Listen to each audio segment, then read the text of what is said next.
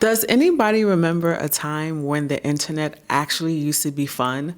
When it wasn't all about algorithms and curating your content and an Instagram feed? Somewhere along the way, we lost the magic, we lost the fun of being on the internet. But now, I really feel like Black women YouTubers are paving the way to what the internet used to be. Really fun, creative, and full of community. So, if you want to know why the internet is not so fun anymore and what Black women YouTubers are doing to revive the space and make the internet fun again, you're in the right place. Hello, everyone. My name is Vani, and on my channel, I just talk about all the things that I am unlearning and learning while living well and staying moisturized. And in today's video, we're going to get into how the internet became a place where it was just really fun and lovely and pleasant, to a place that like gives a lot of people anxiety. And between the anxiety, the doxing, and just the pressure of having to perform on the internet. So for my OGs who have been on the internet for a while, and I'm probably dating myself here, if y'all remember Tumblr, Blogspot, all of those like really fun places where you were able to find your people, you were able to find your niche. You know, we were reblogging, retumbling. I remember RSS feeds, and y'all, I still miss RSS feeds. I really, really do. And I remember during that time of the internet, I don't know, I'm going to call it the golden age of the internet. I just felt like it was all about community. It wasn't about creating content. Like, I remember OG fashion bloggers like posting up their outfits on Tumblr, and everyone would be like, oh my God, you look so cute. You look so cute. And it was just a fun place to like share information, share tips, share your aesthetics. And a lot of times it was without judgment. It was without anxiety. It was just, oh, I miss the old internet so much. Like, I have been online for a while. I started off as a blogger girly, a WordPress girly, and I remember having a natural hair blog because that was the thing to do back in like the early 2010s. Like, everyone had a natural hair blog, me included. And I remember, I don't know how this happened, but I remember I had like a cute like blogging community, and we will all support each other. We will all like reblog each other's content and always comment. Like, I remember in my like internet group, there was an older Black guy who was bisexual, and he would talk about his bisexuality, and I actually learned a lot about male bisexuality through his blog. There was a woman who was also another natural hair blogger. There was another woman in our group who like talked about crocheting or knitting. There was another girl who would share like her hotels, like she was like the Black Carrie Bradshaw, and it was really, really cute. Like, it was just like a little hodgepodge mismatch of us, and like, I don't know, I really loved it. And I don't remember how like we all kind of became connected because it's been such a long time, but like, oh, I don't know, the internet, it was just fun. It was fun to be online. It was fun to like look at my blog and like see all the encouraging comments. Like, it was just, I don't know, the internet was just a really, really awesome, a really, really great place to like spend your time, to be honest. I even remember like MySpace and like MySpace top 8. I didn't have a MySpace, but I know like that top 8 was serious. Like, if your best friend was not on your top 8, you were going to have problems when you came back to school. But even with the MySpace top 8 and like the kind of like weird competitiveness that came with it, I don't know. It was just fun. Messenger, dying to like play Minecraft. I'm glad that I was born when I was born because I have memories of the internet that are not so mirrored in anxiety and performance metrics. It was just, you went on the internet to chill and have fun. You know what I mean? As someone that has been on the internet for a while, I really noticed a shift in the internet once social media platforms came about. And not really with social media platforms necessarily, because MySpace and Black Planet were social media platforms. And we can also argue that AIM and MSN Messenger were also social media platforms as well. But more specifically, the monetization of these platforms. All of a sudden, creators are worried about monetizing their Instagram algorithms. I kind of feel like low-key algorithms, except for TikTok though. My TikTok algorithm is like uncannily accurate, and maybe that's why they're banning TikTok. I don't know. I feel like TikTok knows more about me than I know about myself, but I don't know. That might have to be another video. But anyway, once the rise of algorithms came and people started talking about monetization, that's when I felt the internet did not become fun anymore. That's when I felt it really shifted from a place of creating community to a place where people felt like they had to compete for our attention, because honestly, they did have to compete for our attention, right? And people are doing things to please the algorithmic gods, whoever or wherever they are. Like, I even think about YouTube, right? Like, I'm a new YouTuber, and it's just like, oh my God, you have to feed the YouTube algorithm this, and you have to do that, and you have to chase trending topics. And it's just like, oh my God, sweet baby Jesus of Nazareth, like, like, when does this ever end? And I'm just like, this is not fun anymore, you know? Like, I just want to go online, learn a little something, laugh a little bit, be in community with my people, and call it a day. And I think that because people had to worry about algorithms, and they had to worry about pleasing them, and they had to worry about how to monetize, because a lot of these content creators that we know now, right? I think about natural hair care content creators like Natural85. She has her own hair care line, and there's a bunch of natural hair content creators who have their own product lines, right?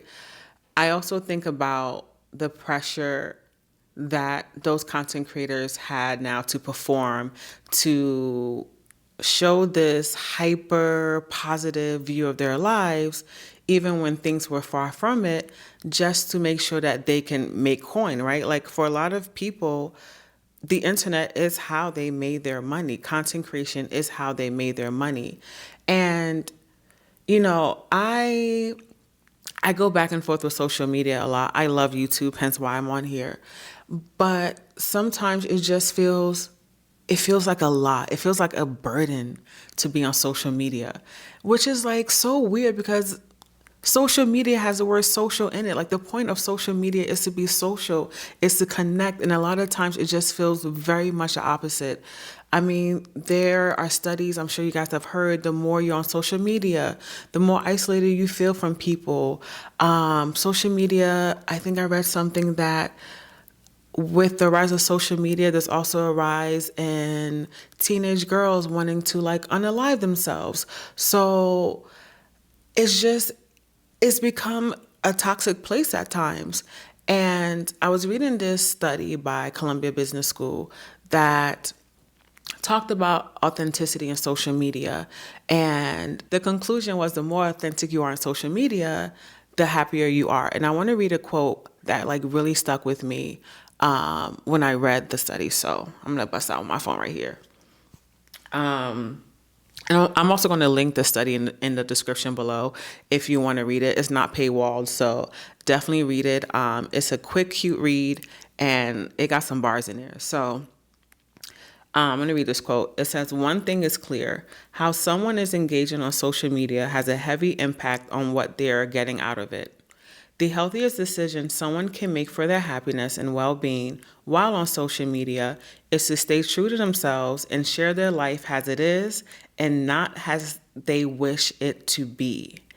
And I was like, okay, if the key to happiness on social media, if the key to happiness in our lives is sharing our lives as it is and not what we will it to be, then how do we get there, right? Because we are not exactly incentivized to share our life as it is, because if you do that, you are either going to get judged harshly or you're going to be seen as boring. When in reality, a lot of us live perfectly boring, pleasant lives. Like a lot of us live our lives with our various routines, and like that's okay, right? Like being normal and having a normal life is perfectly fine. And I think that's why I'm so disillusioned with a lot of social media platforms, in particular Instagram. I love TikTok, so I'll be very sad if or when it goes away,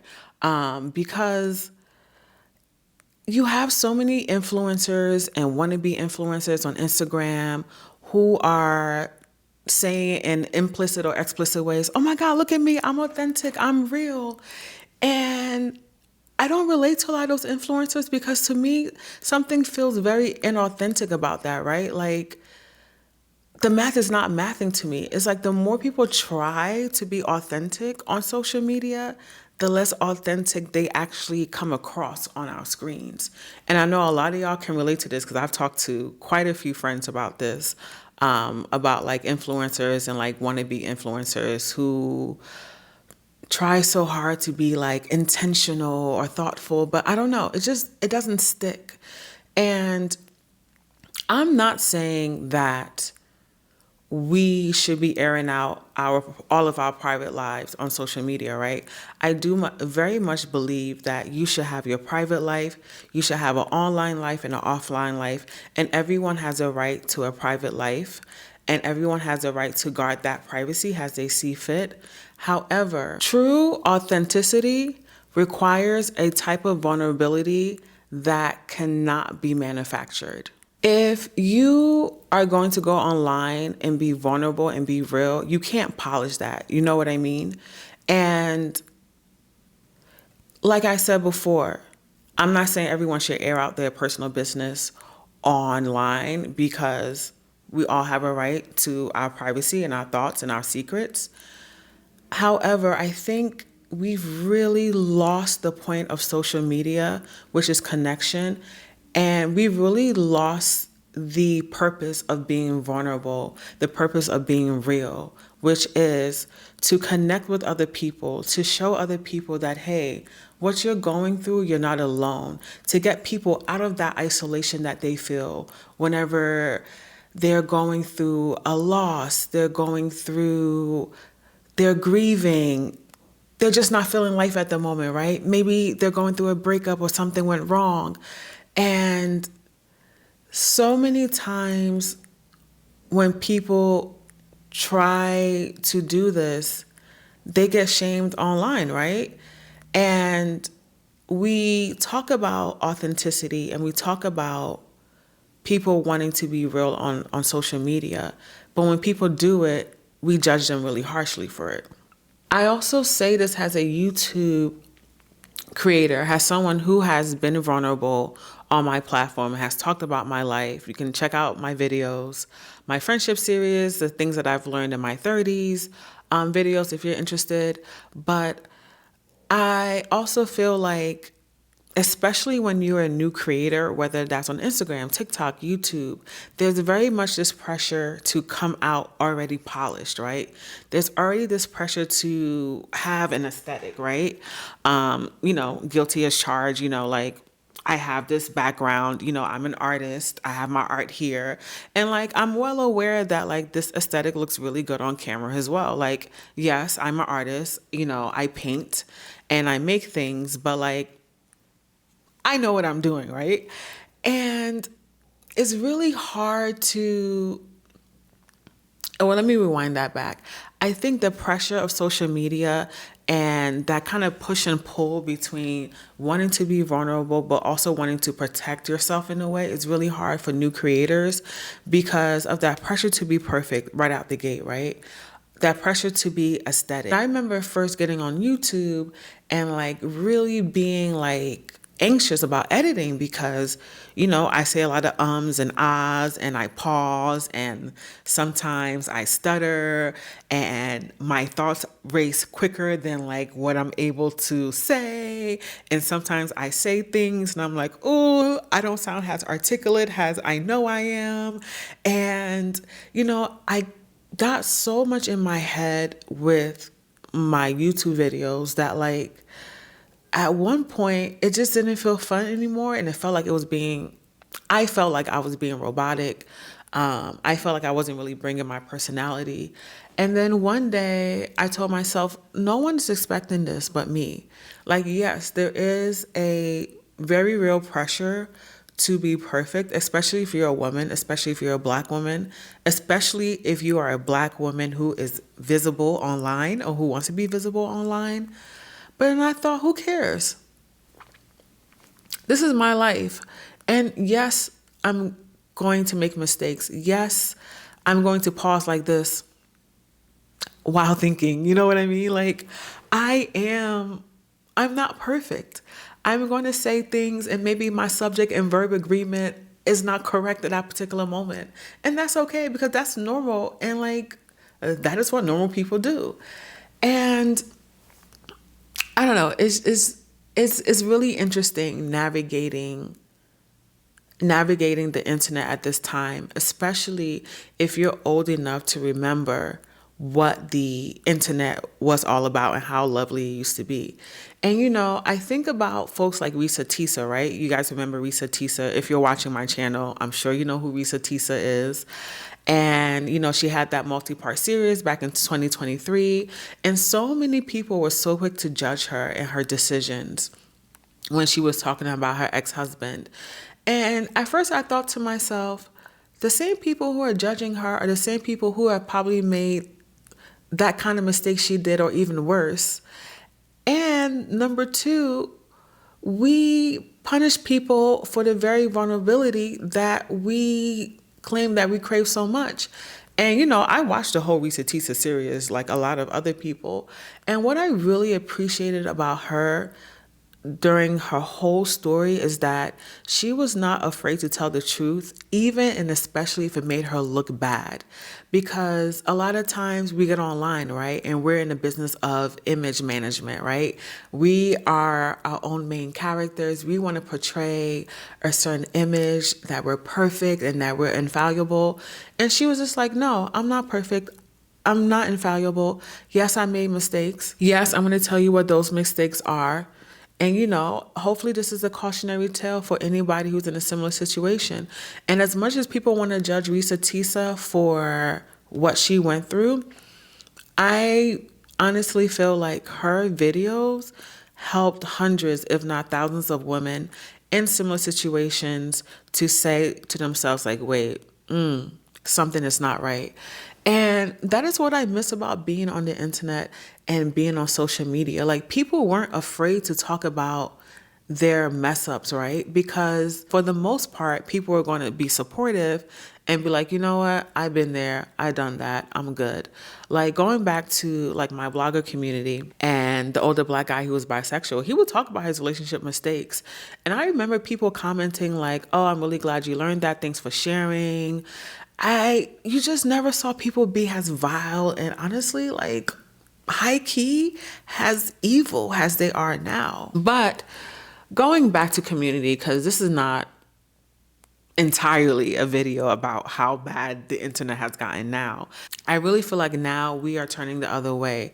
Now we have creators, especially Black women creators on YouTube, who are really embodying the community spirit, the collaborativeness, the joy of being on the internet that we haven't had in a good 10, 15 years. I think about channels like Evelyn on the internet, and I've been an avid fan of her for a while. She's been on the internet for probably over a decade at this point, probably more. And I love watching her content because she's honest about her professional and personal life in a way that feels really fun and relatable. Her comment sections are always like a joy to read. And I see what she's doing and I'm just like, yes, we need more of that. And we are getting more of that because being part of the YouTube creator economy now, being more immersed in YouTube, I see Black women content creators on my algorithm, on my For You page. And I'm just like, is it a For You page? What is it called on YouTube? The homepage? Y'all know what I mean. And I'm just like, Yes, let's make the internet great again. Like, I'm here for it. Black women, we are very much the creators of culture. If we do something, whether it's in fashion, music, beauty, media, the rest of the world is following us. Point blank, period. And I don't want to hear anything about this in the comments if you are not a black woman watching. Just watch in peace and maybe learn a little something. But I think about it as like, I think about black women leading the way almost as if you're in a dance party, right? You know how it is. You've been to a party, you've been to a house party, you've been to the club, and no one's dancing. But then like one person starts dancing and like actually dancing, and then the whole vibe changes, right? And then everyone else starts dancing. And then what became like a staring fest actually becomes a real party. That's what I mean in terms of black women are always pushing the culture. We are the ones that are always doing something, and everyone else just kind of follows our vibe.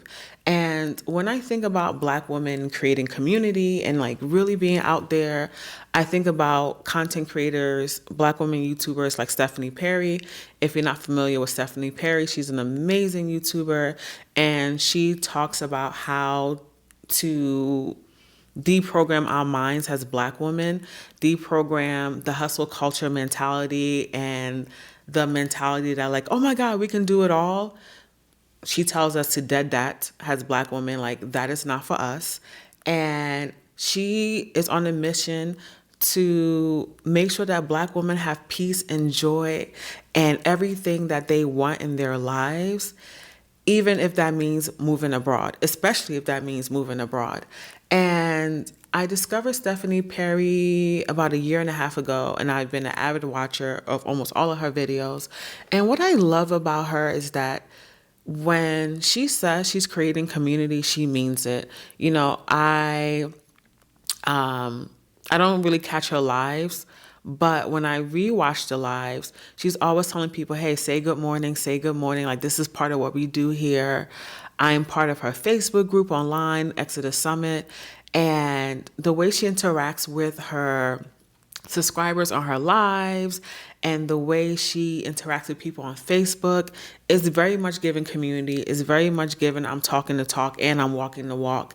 And I feel like this is a superpower that us black women have. Like, we know how to gather people. We know how to create community.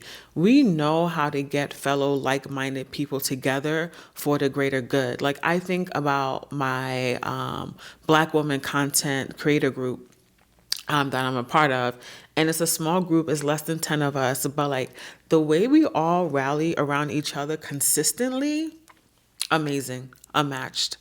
And the way we show love to people that are either coming in or coming out, unmatched. Like, that content creator group has been so invaluable to just like keeping my spirits up on this journey, because content creation can be difficult, and we have a lot of thoughts in our heads, and just knowing that like I'm not doing this alone. Like, I want to build a community of black women who are really into like having a joyous life and want to share more about that. And they're building their communities in various ways, and we can all support each other. And it's just been so, so, so, so lovely. When I think about YouTubers like Stephanie Perry, when I think about my content creator group that I'm a part of, it very much reminds me of like old school internet. It very much reminds me of like how people will have like these groups online. They'll do like offline meetups.